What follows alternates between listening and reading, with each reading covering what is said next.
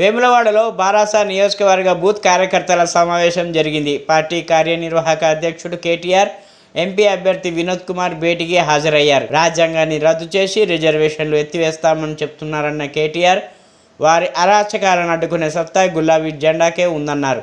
100 రోజుల్లో 6 గ్యారెంటీల పేరుతో చోటేభాయ్ మోసం చేస్తే 2014లో బడేభాయ్ మోసం చేశారని కేటీఆర్ ఆరోపణలు గుప్పించారు. 10 ఏళ్లలో దేశ ప్రజలకు మోదీ తీరని ద్రోహం చేశారన్న కేటీఆర్, మతం పేరుతో ప్రజల మనసుల్లో విషం నింపుతున్నారని ఆరోపించారు.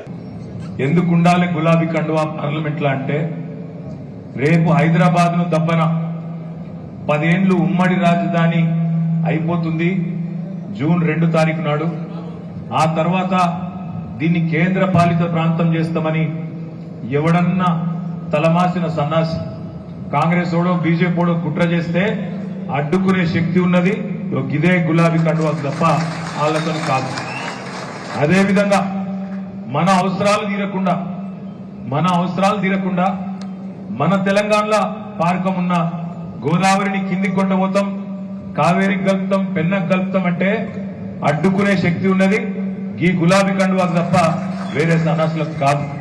అట్లాగే రేపటి రోజున 2026లో దేశం మొత్తంలోని పార్లమెంటు సీట్ల పునర్విభజనలో ఉత్తరప్రదేశ్లో జనాభా ఎక్కువ ఉన్నది, ఉత్తర భారతంలో జనాభా ఎక్కువ ఉన్నది.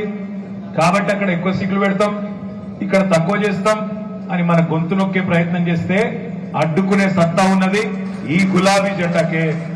అదేవిధంగా డాక్టర్ బాబాసాహెబ్ బిఆర్ అంబేద్కర్ రాసిన రాజ్యాంగాన్నే రద్దు చేసి రిజర్వేషన్లను ఎత్తేస్తామని మాట్లాడుతున్నారు కొంతమంది బీజేపీ ఎంపీ అభ్యర్థులు. 3/2 మెజారిటీ వస్తే 400 సీట్లు గెలిస్తే రాజ్యాంగం తీసేస్తాం, రిజర్వేషన్లు తీసేస్తాం అని మాట్లాడుతున్న బీజేపీ అరాచకాలను అడ్డుకోవాలంటే ఆ సత్తా ఉన్నది ఈ గులాబీ జెండాకైనా మాటను విజ్ఞప్తి చేస్తున్నాం. ఎందుకు ఉండాలి గులాబీ జెండా పార్లమెంట్లో అంటే, విషయం తెలిసినోడు, వినయం ఉన్నోడు, పరిజ్ఞానం ఉన్నోడు, ప్రజల కోస తెలిసినోడు, ప్రజల భాష తెలిసినోడు, ప్రజల సమస్య తెలిసినోడు పార్లమెంట్ లో ఉండాలి తప్ప గాలి తిరుగుడు, గాలి ముచ్చట్లు చెప్పేటోడు మనకు పార్లమెంట్ లో అక్కర్లేదు. కాబట్టి ఈ గులాబీ జెండా పార్లమెంట్ లో ఉండాలి. దయచేసి మిమ్మల్ని నేను ప్రార్థించేది ఒకటే, నేను గత 1 నెల రోజులుగా చాలా జిల్లాలు తిరిగినా, ఎక్కడికి పోయినా ఒక్కటే మాట వినబడుతున్నది, తినే పల్లెంలో మన్ను పోసుకున్నాం, ఒక మంచి పాలిచ్చే బర్రెని విడిచిపెట్టి పొడిసే దున్నపోతుని తెచ్చుకున్నాం, చచ్చిపోతున్నాం వీళ్ళతోని అనే మాట ఇయ్యాల ఒక్కరిద్దరు కాదు, రాష్ట్రంలో ప్రతి ఒక్కరు మాట్లాడుతున్నారు.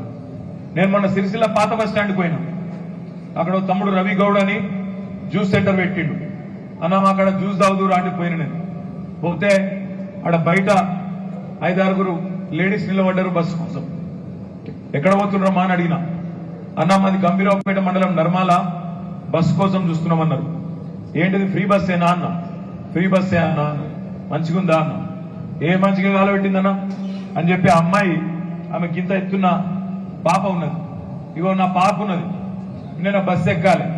ఆ బస్సు ఏమో 40 మంది బస్సే పట్టే బస్సులో 100 మంది ఎక్కుతాను. ఇప్పుడు నేను ఈ పిల్లని ఎడిట్స్ పెట్టాలి, ఈడికెళ్ళి ఆడదాకా ఎత్తుకొని పోవాలంటే నాకు నిలబడడానికి నాకే జాగలేదు, సీటు దొరకది.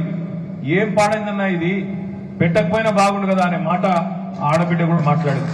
అంటే ఈ మాట నేను ఎందుకు చెప్తున్నా అంటే, 100 రోజుల్లో అన్ని చేస్తాం, 100 రోజుల్లో మీకు ఏది కావాలంటే అది చేస్తాం అని అరిచేతిలో వైకుంఠం చూపెట్టి ఆనాడు ఓట్లు వేయించుకున్నాడు చోటాబాయ్ రేవంత్ రెడ్డి. బడాబాయ్ ఏమో 2014లో మోసం చేసిండు. 2014లో ఆనాడు బడాబాయ్ వచ్చి ఏం చెప్పిండు, బడేబాయ్ జన్ధన్ ఖాతా తెరుగుండ్రి, ధనా ధనా ధనా ధనా 15 గుద్దుడు అన్నాడు. నల్లధనం తెస్తా అన్నాడు, గుంజుకొస్తా అన్నాడు, పత్తలేడు. ఇంకెన్ని దరికిండు మోడీ అన్నాడు. 2014లో రైతుల ఆదాయం రెట్టింపు చేస్తా, 2022 కల్లా డబల్ చేస్తా అన్నాడు. రైతుల ఆదాయం డబుల్ కాదు, రైతుల కష్టాలు మాత్రం డబల్ చేసినోడు నరేంద్ర మోడీ.